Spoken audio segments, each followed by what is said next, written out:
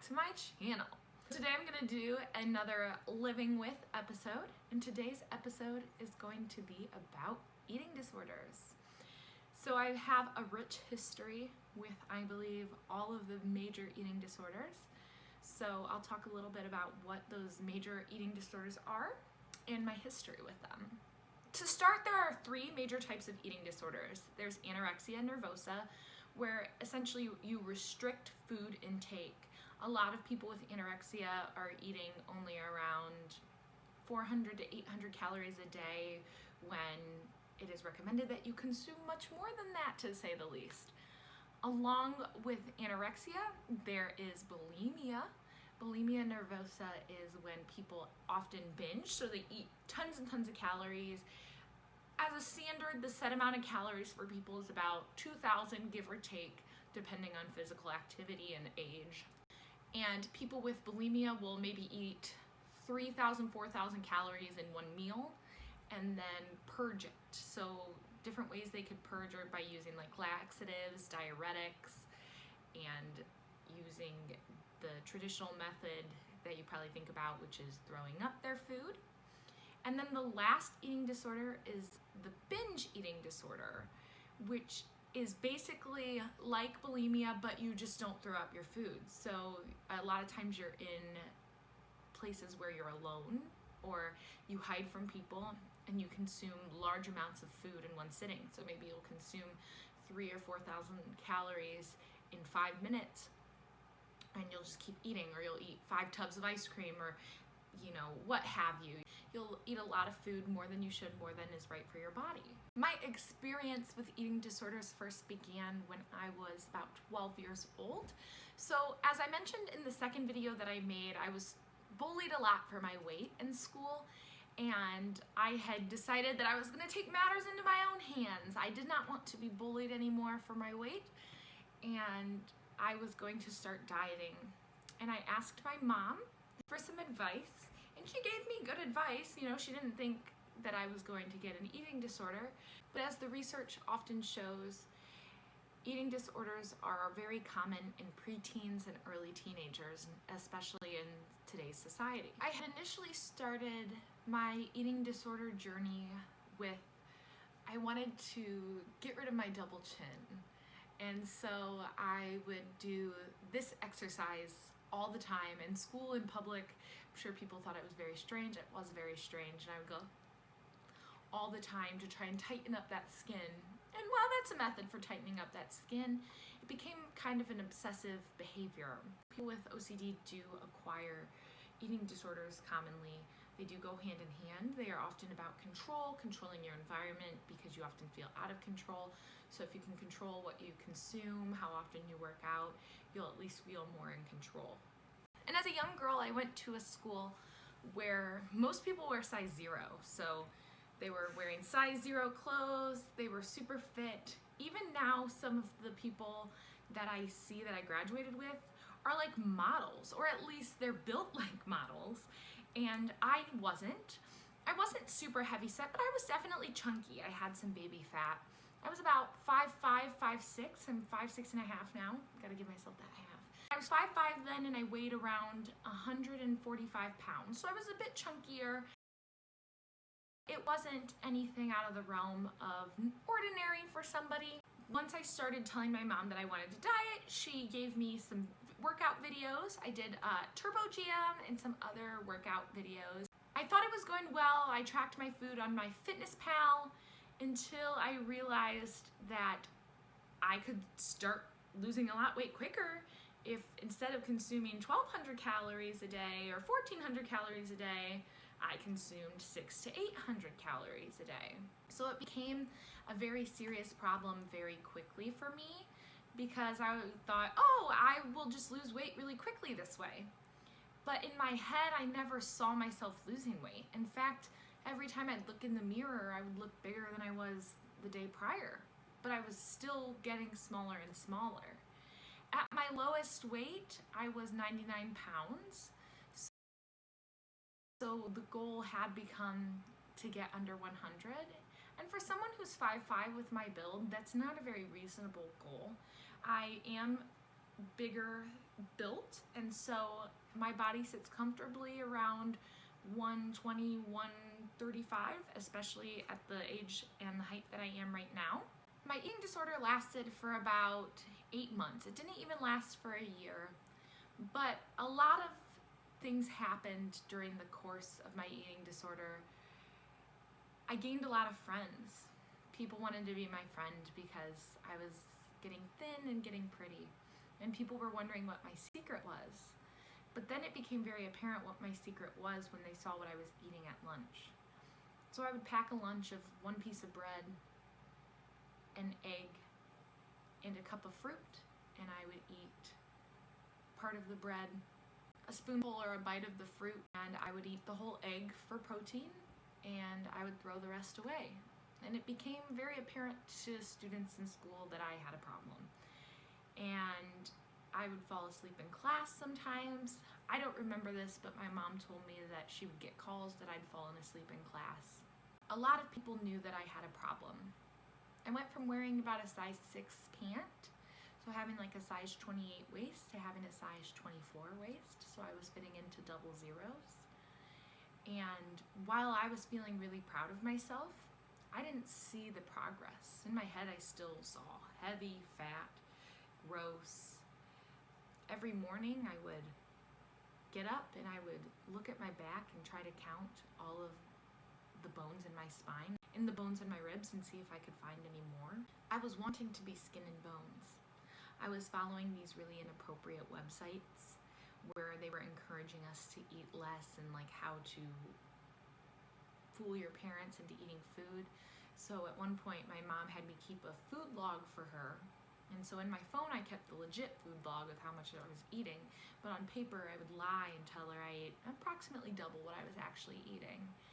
I remember crying over eating 5 extra saltine crackers. I remember punching a wall when my mom told me that she thought I needed to go to an eating disorder clinic.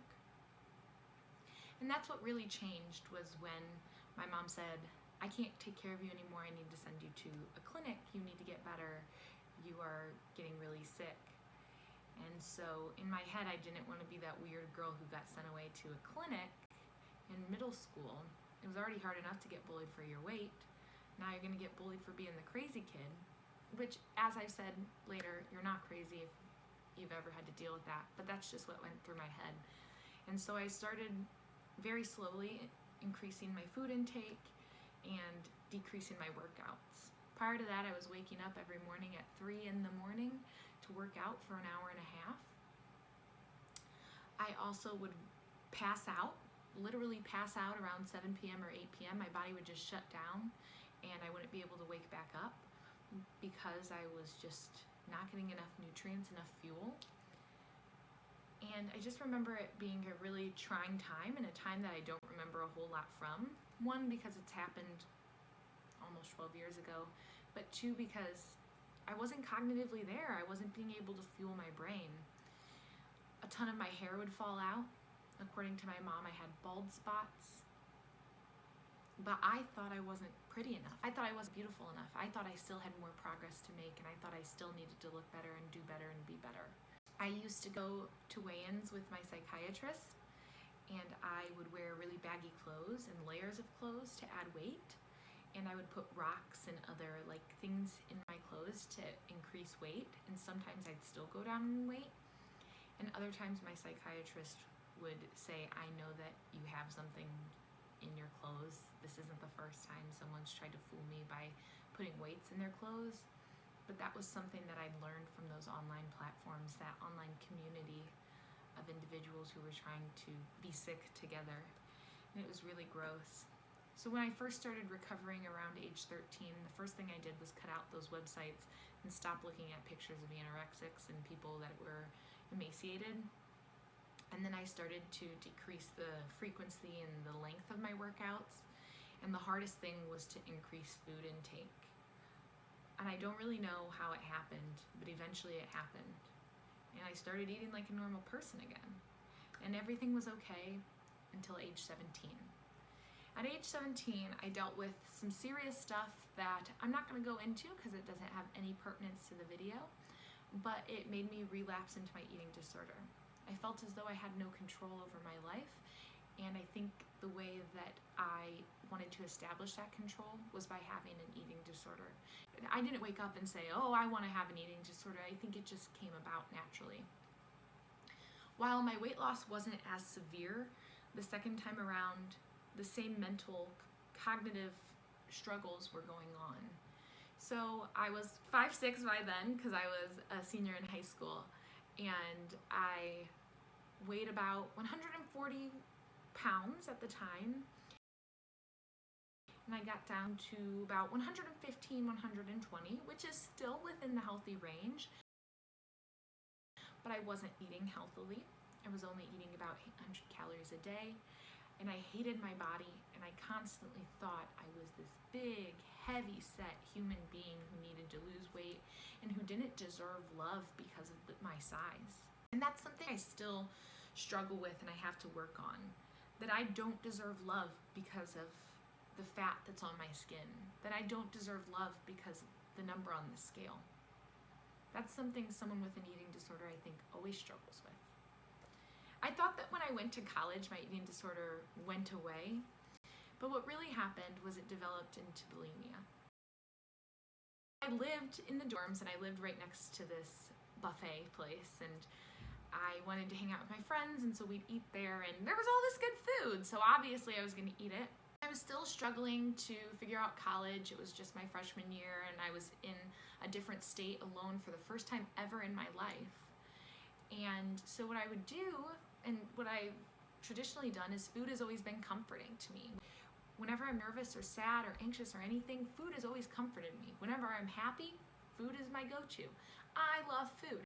I would eat so much food because I was struggling with learning how to be an independent adult for the first time, having strangers as roommates for the first time, having to make friends in a new state for the first time, not knowing anybody for the first time. I would go to the dining hall, the buffet dining hall, and eat all this food, and I would go back to my dorm and I would purge by self-induced vomiting. That did start a little bit during my second bout of anorexia when I was 17, but it wasn't nearly as common. I might have only purged once a week in high school, but when I got to college, I was purging once to twice a day. And I moved in with my now ex, and I was still purging. He mentioned something along the lines of that he knew what I was doing, and it brought immense fear to me because I didn't want anybody to know what I was doing, obviously. What I was doing was gross, what I was doing was wrong, what I was doing meant I had a problem. So instead of really just addressing the problem and dealing with the problem, I just stopped purging. I was just like, okay, well, I can't purge because he'll hear it, his family will hear it, so I just have to stop. But the underlying problems of my eating disorder still were raging their ugly little heads. And it kind of turned into a binge eating disorder at that point because I still was struggling to have control over my life. I've always struggled with my self-worth, and I thought, well, if I'm thin, I'll feel like I'm worthy, or if I have cool friends, I'll feel like I'm worthy. And so I want to make a living with a history of low self-esteem video sometime in the future, but it just turned into a binge eating disorder because I never dealt with the problem. I didn't even let my therapist know I had a binge eating disorder until like a year ago, or that I dealt with bulimia until a year ago. I was really embarrassed to think that my eating disorder had never gone away. And I sit in front of you now and tell you that my eating disorder has not disappeared. I'm working on it. I work on it every day.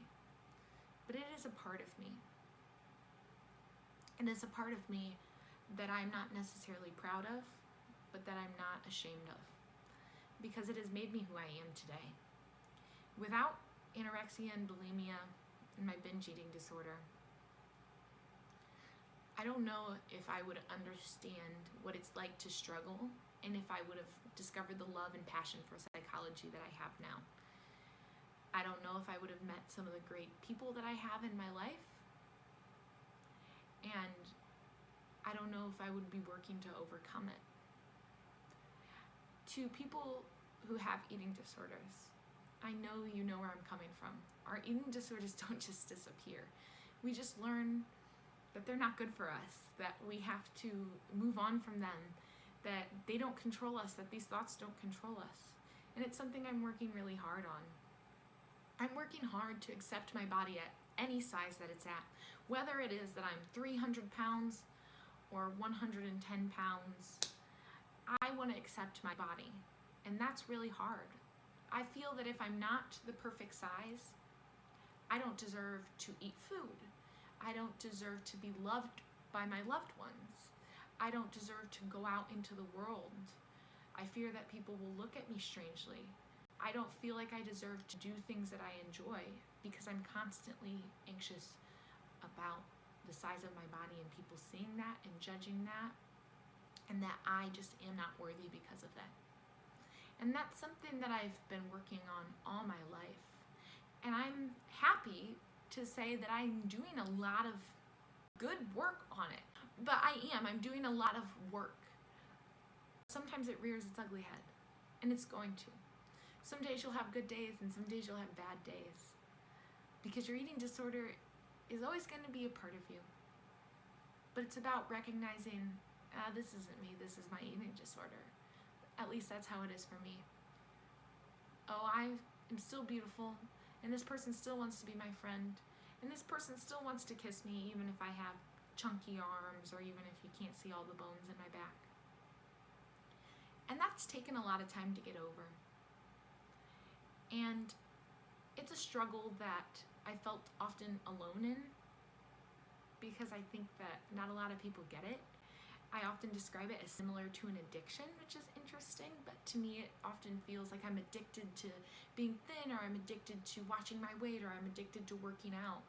And so when people with addiction come to me, I often feel like I can relate to them, because I feel as though I'm addicted to the way my body looks, or working out, or constricting my food.